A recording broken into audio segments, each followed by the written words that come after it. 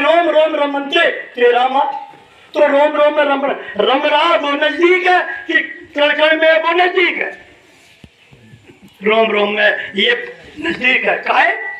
आप देखो, तुम घूम ससुराल में घूमा तो चाहे मायके में घूमा तो, और neko मच्छा तुम्हारे देह पे बैठ जाए तो इतना तुम्हारा सगा है वो हाल बताएंगे, और से खींच के ले आएंगे, वही खड़ा कर दे, तो कौन नजदीक है तुम्हारी मदद करने वाला? तुम्हारा अंतर्यामी, तुम्हारा अंतर्यामी प्रभु ही तुम्हारा नजदीक है।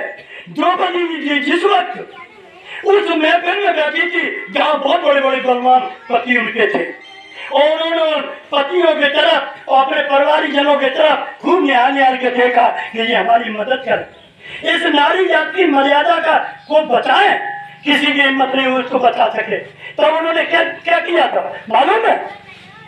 उन्होंने जब देखा कि कोई सुनने वाला नहीं है, कोई भी मेरी मदद करने वाला है नहीं, तब उस द्रौपदी ने यो किया, और यो करके आंख बंद की और अपने अंतर्यामी से डोर लगाई। जैसे अंतर्यामी से डोर लगाई, कानपुर की कॉटन फैक्ट्री पूरी इकट्ठी हो गई, खींचने वाला खींचे खींचे बेहाल हो गया। ये है तुम्हारी असली पूजा। इस असली पूजा को जिस दिन तुम करने लगोगे उस दिन वास्तव में तुम देवी हो जाओगे।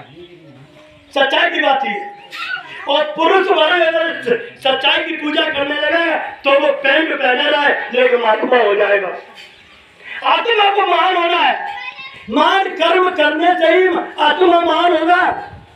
आत्मा का महान कर्म क्या है कि आज्ञा चक्र से ब्रह्म लोक में ब्रह्म स्थान पर ये आत्मा जाने लगे। कहां से? पृथ्वी स्थान से ऊपर।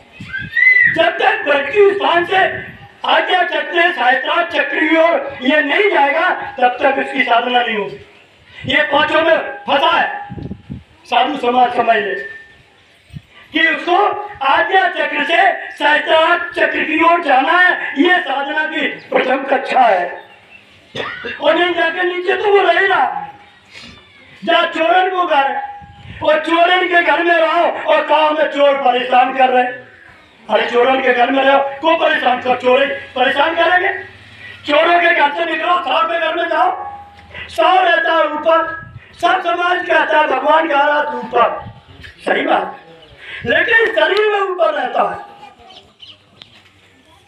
माँ को घर है ऊपर, वो ऊपर घर में बैठ के अपनी कुर्सी पे बैठ के तुम्हारी हमारी कर्मन की निगरानी कराते। अब बात को हमें पता ही नहीं बात हम कैसे मिले, और मिल जाओ तो बाकी पक्के चौकीदार हो गए। फिर तुम्हारी अनुमति के उन कसौटी पे कलेक्टर से कोई मिल नहीं सकता।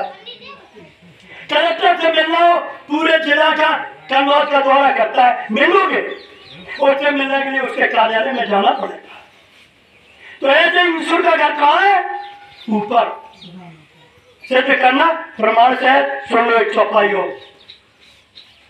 माया कृत गुणदोष अनेका मोह मन मनोज आदि विवेका।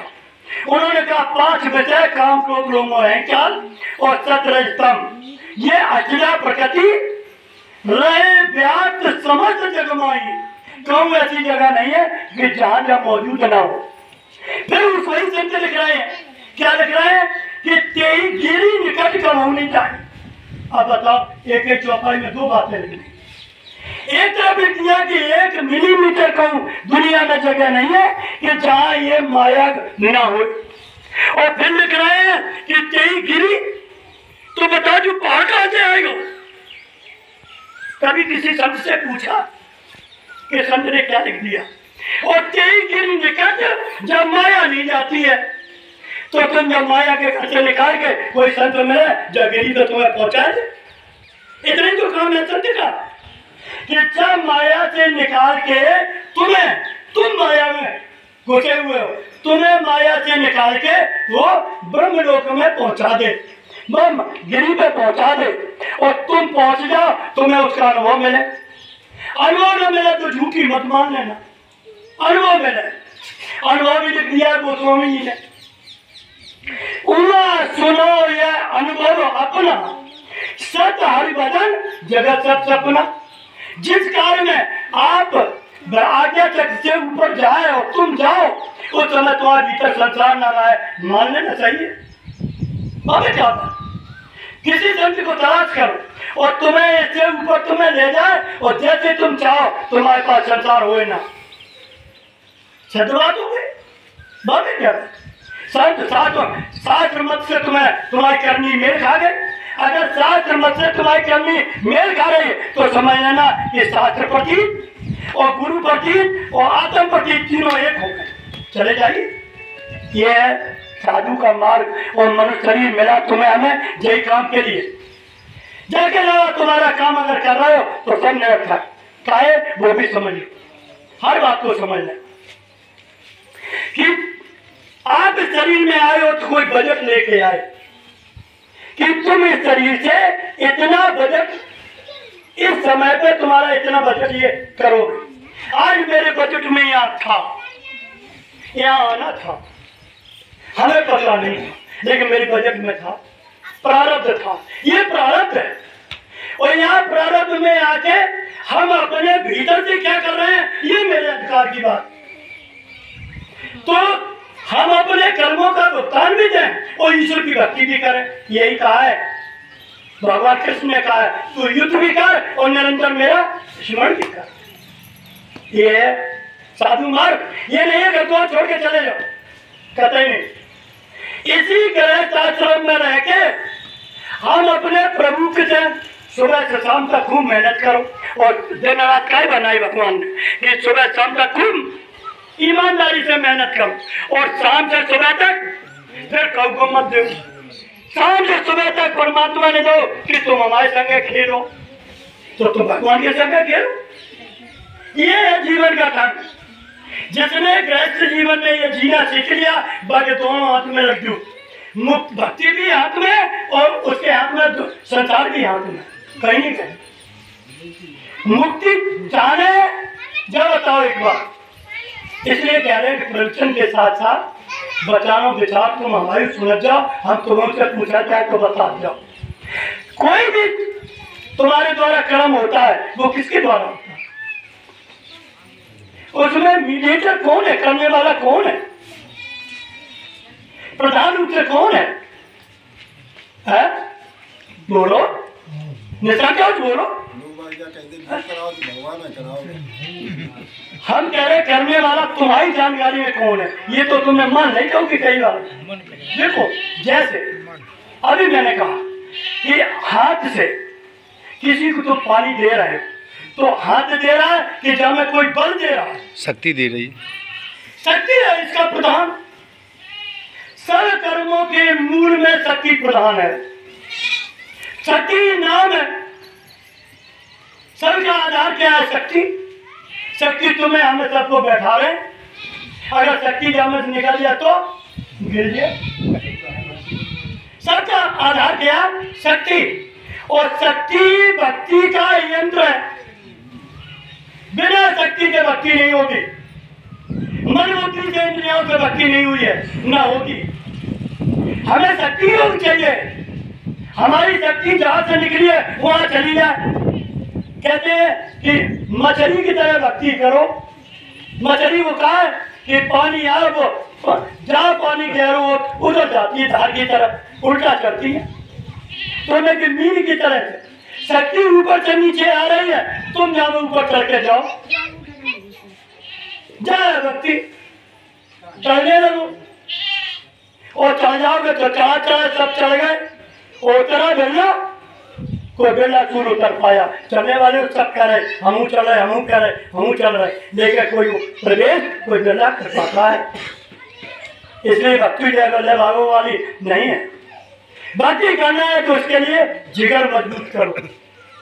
भीतर से दुनिया जो मिली है ये इसलिए नहीं मिली है कि ज्यादा तुम नाव बजाओ ना में एक तो खुद मत बजाओ, इसलिए मिली कि नाव को खूब बजाओ लेकिन भीतर से कभी मत भागो। महात्मा बुद्ध जी के पास अंगुल मार था। उसे एक आचार्य ने बता दिया कि भैया तुम जो है 100 अगर उंगली तुम काट के मनुष्य की चढ़ा दो तो जदे भी सिद्ध हो जाए। तो सीधा सच्चा इंसान माने काम करना शुरू कर दिया। एक उंगली काटी, दो कटे, और जब 10, 20, 50 कट गई तो लोगों ने भाई भगाओ, भगा के वो जंगल में चलो, और जंगल में जो निकला तो बाकी काट दे।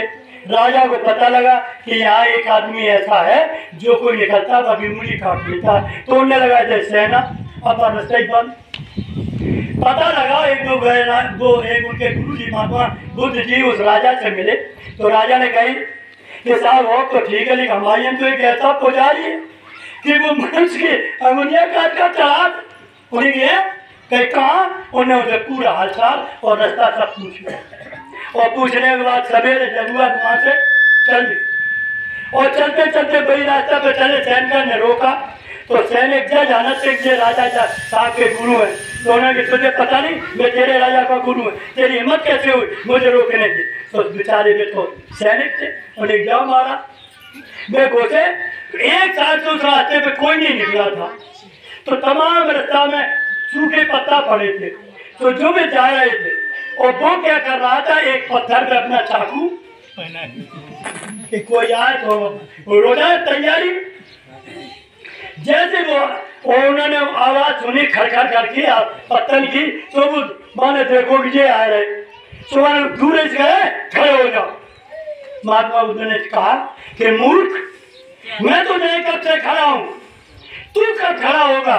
और वो बैठा था और वे चल रहे थे, तो माने कि ये बाबा बबुआ तू हमें बेवकूफ की बात कर रहा है, मैं बैठा हूं तो मुझसे कह रहा तू भाग रहा, और तुम भाग रहे तो हमसे कह रहे कि तुम कह रहे कि हम खड़े, तो माने कि फिर कहीं खड़े हो जाओ। उन्होंने यही बात फिर कही, और तब तक वो अनाउंस निकल गए, महात्मा वो सामने से आगे निकल गए।